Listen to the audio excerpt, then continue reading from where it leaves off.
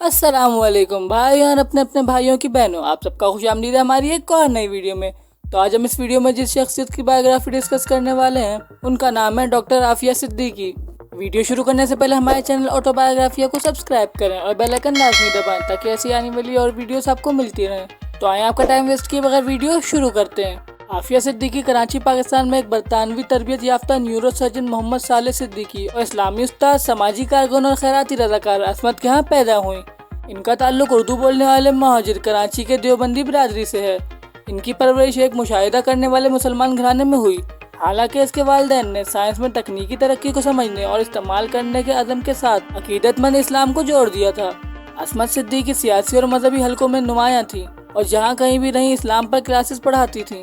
इन्होंने मुत्तहिदा इस्लाम तंजीम की बुनियाद रखी और पाकिस्तान की पार्लियामेंट के रुकन की हैसियत से खिदमत अंजाम दी। इसके हुदूद आर्डिनेंस के खिलाफ हुकूक निस्वां की मुखालफत के बावजूद सख्त इस्लाम की हिमायत ने जनरल मोहम्मद ज़ियाउल हक की तवज्जो मबजूल कराई, जिन्होंने इन्हें ज़कात कौंसिल में मुकर्रर किया।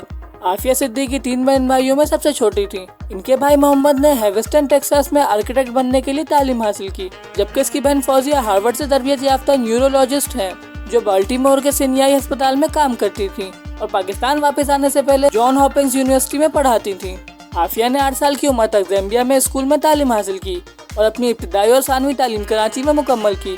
आफिया सिद्दीकी 1990 में स्टूडेंट वीज़े पर हेविस्टन टेक्सास यूएस चली गयी अपने भाई के साथ जो फन्ने तामीर की तालीम हासिल कर रहा था। इसने हेविस्टन यूनिवर्सिटी में तालीम हासिल की, जहाँ दोस्तों और खानदान वालों ने अपनी दिलचस्पियों को मजहब और स्कूल के काम तक महदूद करार दिया। वो खबरों के अलावा फिल्मों, नावलों और टेलीविजन से गुरेज करती थी।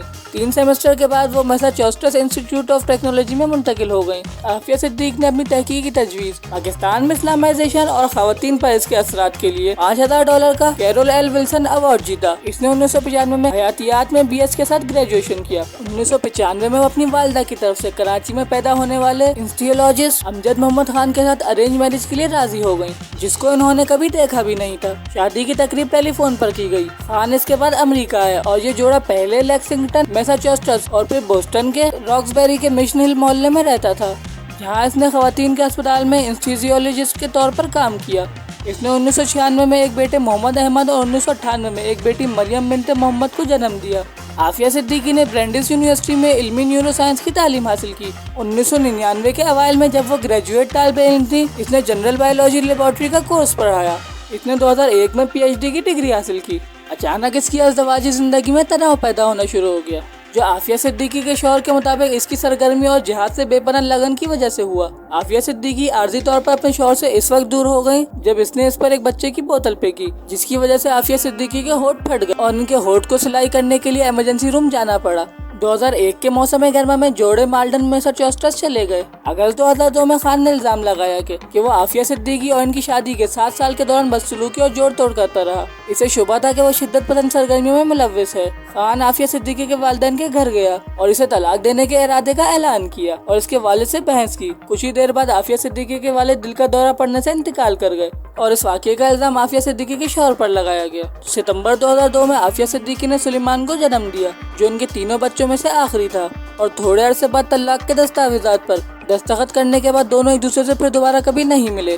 जोड़े की तलाक 21 अक्टूबर 2002 को तय पाई। आफिया सिद्दीकी के साबिक़ शौहर का FBI को दिए गए बयानात के मुताबिक इस वक्त से इनके अलकायदा के साथ राब्ते शुरू हो गए। आफिया सिद्दीकी 9/11 के हमलों के बाद और फिर 2003 में अफगानिस्तान में जंग के दौरान कुछ अरसे के लिए पाकिस्तान वापस आई। खालिद शेख मोहम्मद ने इसे अलकायदा के लिए एक कुरियर और फाइनेंसर का नाम दिया और इसे अमरीकी फेडरल ब्यूरो ऑफ इन्वेस्टिगेशंस की मालूमात की तलाश में दहशतगर्दी की फहरिस्त में शामिल किया गया। वो वाहिद खातून है जिन्हें फहरिस्त में शामिल किया गया है। इस वक्त के करीब वो और इसके 3 बच्चों को मुबैना तौर पर पाकिस्तान में अगवा कर लिया गया।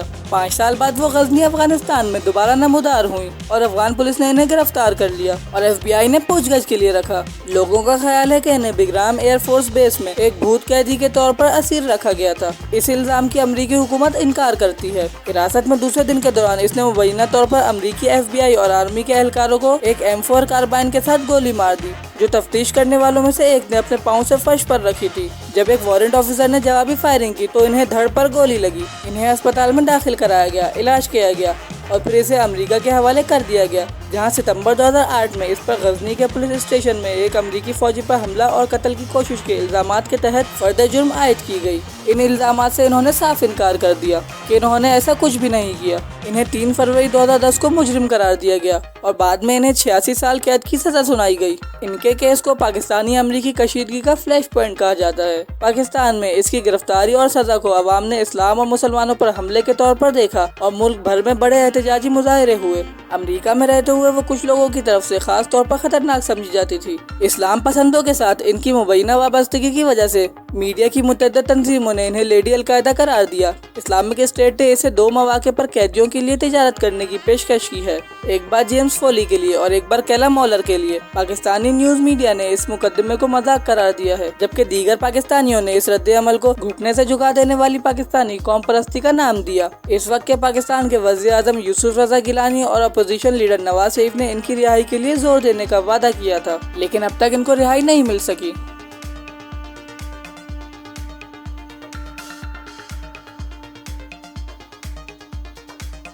इस वीडियो में जितनी भी चीजें बताई गई वो दीगर सोशल मीडिया प्लेटफॉर्म से ली गई हैं। इसमें हमने कुछ भी अपनी तरफ से घटाया या बढ़ाया नहीं है। तो आज के लिए बस इतना ही। वीडियो पसंद आए तो वीडियो को लाइक, शेयर और चैनल को सब्सक्राइब लाजमी करें। इंशाल्लाह मिलते हैं आपसे अगली वीडियो में। तब तक के लिए अल्लाह हाफिज़।